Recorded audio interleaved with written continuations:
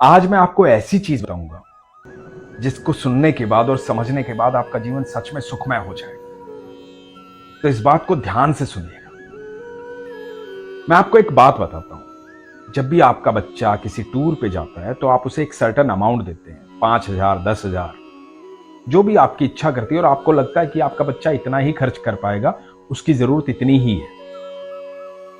तो उसमें से कई बच्चे ऐसे होते हैं कि उस अमाउंट को लेके जाते हैं और आधे सफर में खत्म कर देते हैं। कुछ ऐसे होते हैं जो उसे लंबे समय तक चलाते हैं और बड़े आनंद के साथ सफर जी के आते हैं। और कुछ ऐसे होते हैं कि उस अमाउंट को दोगुना तिगुना करके आपके पास वापस लौटते हैं और कहते हैं कि देखो, आपने इतना दिया था, मैं इतना लेकर आया। तो आप सबसे ज्यादा प्रसन्न किस प्रकार के बच्चे से होंगे?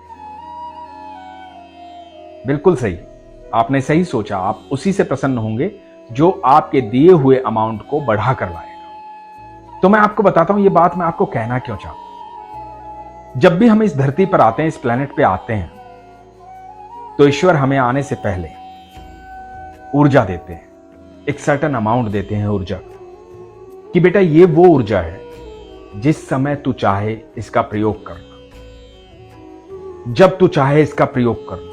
ये तेरे लिए है, इस सफर के लिए। हम सब सफर में हैं। तो हमें सोचना कि हमारा सफर कैसा होना चाहिए। हमें शुरू में ही वो ऊर्जा खत्म कर देनी है, या पूरा सफर व्यतीत करते करते खत्म करनी है, या फिर उस ऊर्जा को दोगुना तिगुना 4 गुना करके वापस जाना है। ये हमारे ऊपर। अब आप सोचोगे कि ये मैं क्या बात कर रहा हूं, तो मैं बताता हूं आप। हम में से बहुत सारे लोग ऐसे हैं जो अपनी ऊर्जा को वेस्ट कहां करते हैं। मुझे घर से निकलने में देरी हो गई, भगवान कुछ भी कर ट्रेन लेट करवा दे। बस स्टॉप पे देर से खड़ा हूं, हे ईश्वर जल्दी से बस बुलवा दे। छोटी छोटी बातें। बारिश हो रही है बहुत तेज, मैं कहीं फंसा हुआ हूं, हे भगवान जल्दी से बारिश रोक दे। हम सिस्टम को नहीं समझते, कभी नहीं समझते। जो चीज आपके लिए गलत हो रही है उस समय पे, वो किसी और के लिए सही हो रही है। यदि मैं एक अकेला व्यक्ति कहता हूं, भगवान बारिश रोक दे, लेकिन लाखों किसान उसका इंतजार कर रहे हैं कि कब बारिश होगी, कब फसल उगेगी, उसी से मुझे भोजन भी मिलना है। ये सिस्टम है। और ऐसे मौसम में कह रहा हूं भगवान बारिश हो जाए, जहां फसल खराब हो सकती है, तो मैं अपनी ऊर्जा का वहां भी गलत इस्तेमाल कर रहा हूं। हमें सही समय का इंतजार करना चाहिए।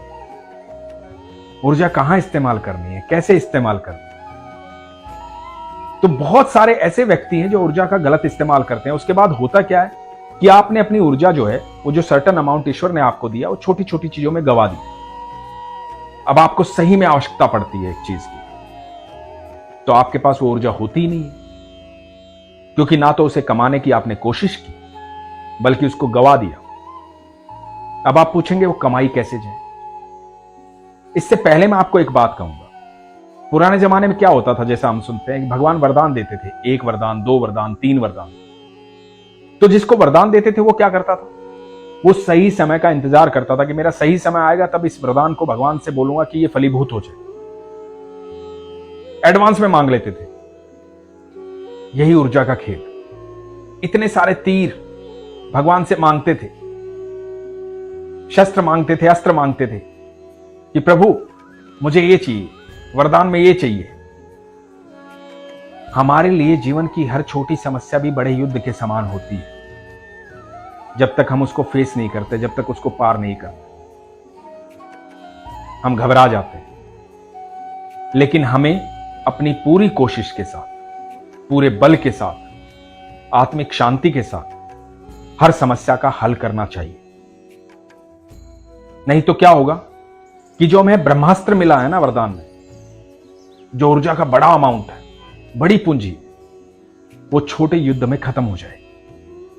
क्योंकि हमें यह भी पहचान होनी चाहिए कि जीवन का युद्ध छोटा कौन सा है और बड़ा कौन सा है। और यह पहचान कैसे होती है? आपके संयम से।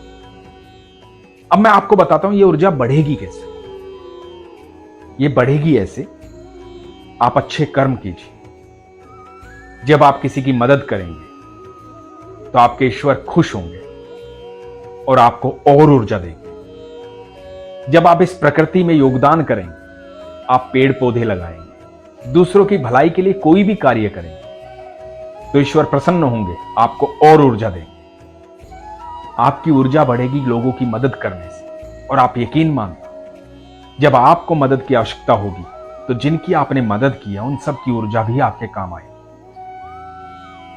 इसलिए आज के बाद ये ध्यान रखें कि अपनी ऊर्जा का, अपनी पूंजी का जो ईश्वर ने आपको दी है, उसका गलत इस्तेमाल ना करें। सही समय आने पर उसका इस्तेमाल करें और आप देखना, आपकी सारी इच्छाएं पूरी होंगी यदि समय सही होगा और आपने सही समय चुना होगा। तो ईश्वर ने जो बुद्धि दी है उसका प्रयोग कीजिए, संयम से सोचिए, शांति से सोचिए। आपके मन में सच में सही हल आएगा, लेकिन उसके लिए दिमाग का शांत होना अति आवश्यक है। जब एक दरवाजा बंद होता है तो 10 दरवाजे ईश्वर की तरफ से आपके लिए खुलते हैं, लेकिन उस समय सही बुद्धि का प्रयोग होना बहुत जरूरी होता है। आप उस समय बिल्कुल शांत दिमाग से सोचेंगे कि यह दरवाजा बंद हुआ है तो इसका कारण क्या है, ईश्वर ने क्यों बंद किया है, और 10 वो कौन से हैं जो खुले हैं, उनकी तरफ मैं कैसे जाऊं।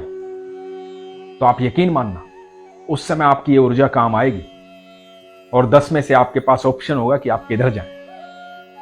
तो कभी घबराइए मत, क्योंकि मेरा मानना यह है कि जब भी समस्या आती है अपना समाधान साथ लेकर आती है। बस आपका चित्त शांत होना चाहिए, मन शांत होना चाहिए, आपकी बुद्धि का आपको सही प्रयोग करना है और वो आएगा आपके संयम से, लोगों की भलाई करने से, ऊर्जा को सही तरीके से इस्तेमाल करने से, अपने आप को शांत रखने से, अपने विश्वास को मजबूत रखने से। इसलिए हमेशा अपने विश्वास को मजबूत रखिए, अपना ख्याल रखिए। हरे कृष्ण।